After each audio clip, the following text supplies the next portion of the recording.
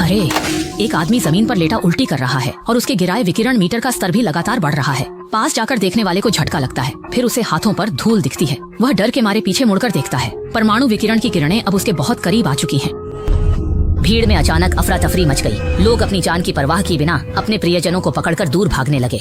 लगभग उसी समय शहर के सभी लोग भी अस्थिरता में डूब गए। खाना और पानी जंगजुओं का लक्ष्य बन गए। यातायात पूरी तरह से ठप हो गया। हर कोई चाहता था कि विकिरण की लहर आने से पहले शहर छोड़ दे। यहाँ तक कि बचाव दल ने भी काम बंद कर दिया और वे भी यहाँ से भागने लगे। इस परमाणु विकिरण आपदा का मुख्य कारण प्राकृतिक आपदा भी था और मानवीय भूल भी। हजारों चूहे सीवर से निकलकर सड़कों को पार करते हुए सीधे समुद्र की ओर भागे और बिना हिचकिचाए उसमें कूद गए। कुछ घंटों बाद इस शहर में भूकंप आ गया और एक ही पल में सभी लोग दहशत में आ गए। परमाणु बिजली घर में काम करने वाले जियांग जान्हे को एहसास हुआ कि उन्होंने सहकर्मियों को जल्दी कपड़े बदलकर निकलने को कहा, पर सहकर्मियों ने उन्हें घबराने वाला समझकर बात नजरअंदाज कर दी। किसी ने नहीं सोचा था कि आपदा चुपचाप आ चुकी है। भूकंप से रिएक्टर के 57 नंबर वाल्व में दरार आ गई और ठंडा पानी रिसने लगा। आमतौर पर अगर समय रहते वाल्व बदल दिया जाए तो समस्या नहीं होती, पर सांसदों को डर था कि हादसा उजागर होने पर उनके वोटों पर असर पड़ेगा, इसलिए सबने मिलकर इसे छुपा लिया। उन्होंने परमाणु बिजली घर को सख्त हिदायत दी कि कर्मचारियों को पता न चलने दें, ताकि दहशत फैलने से रोकने के लिए। उन्होंने तुरंत मरम्मत कर्मियों को बुलाया और सोचा कि वाल्व को वेल्डिंग से ठीक किया जाए, लेकिन मरम्मत कर्मियों ने काम आसान करने के लिए वाल्व बंद कर दिया। इस कदम से पाइपलाइन में दबाव बहुत बढ़ गया।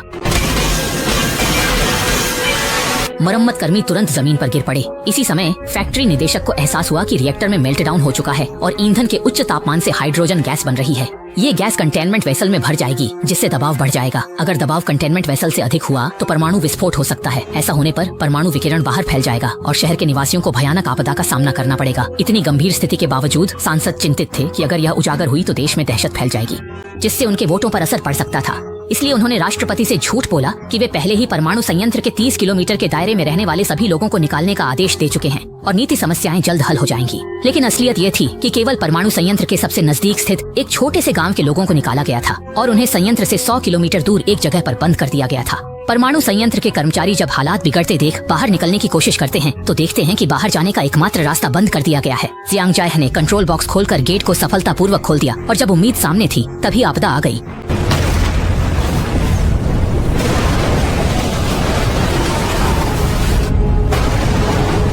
विस्फोट से उड़े पत्थर कई किलोमीटर दूर स्थित रिहायशी इमारतों पर आकर गिरे। पूरा शहर संकट में डूब गया। जब हेर ही जागा तो चारों ओर का दृश्य नरक जैसा था। अभी कुछ देर पहले तक जो साथी हंस बोल रहे थे, अब उनकी हालत पहचान में नहीं आ रही थी। वह और कुछ घायल लोग एक दूसरे का सहारा लेकर न्यूक्लियर पावर स्टेशन से बाहर निकले, लेकिन वे रिएक्टर के सबसे करीब थे, इसलिए उन्हें सबसे ज्यादा परमाणु विकिरण का सामना करना पड़ा। उन्हें प्रदूषण स्रोत मानकर पास ही अलग कर दिया गया। पूरे टेंट में उनकी दर्द चीखें गूंज रही थी। यहाँ तक कि दर्द निवारक दवाएं बेअसर थी। डॉक्टर सिर्फ ठंडे पानी से उनका तापमान कम करने की कोशिश कर सकते थे, लेकिन उसका असर मामूली था। विस्फोट के कारण पावर स्टेशन के अंदर की सुविधाएं क्षतिग्रस्त हो गई थी। ऊपर से विकिरण का स्तर 300 माइक्रोसीवर्ट ज्यादा हो गया था। ये जगह अब नरक जैसी बन गई थी। यहाँ तक कि सुसज्जित फायर फाइटर भी अंदर इसका सामना नहीं कर सकते थे। अत्यधिक विकिरण के कारण जब गांव वालों को पावर स्टेशन में विस्फोट की खबर मिली तो वे मौत का इंतजार नहीं करना चाहते थे और भागने की कोशिश की, लेकिन उन्हें पता चला कि सब कुछ बंद था। गेट के बाहर सशस्त्र पुलिस तैनात थी और गांव वाले भी प्रदूषित माने गए। इस समय विकिरण यहाँ तक पहुँच चुकी थी। अधिकारी ने देखा कि न्यूक्लियर पावर स्टेशन के चारों ओर सीढ़ियां लगाई जा रही थी ताकि पानी छिड़क कर रिएक्टर का तापमान कम किया जा सके और विस्फोट रोका जा सके। लेकिन 10 फायर ब्रिगेड का पानी पर्याप्त नहीं था। उन्हें बार बार ताजे पानी के भंडार से भरना पड़ रहा था।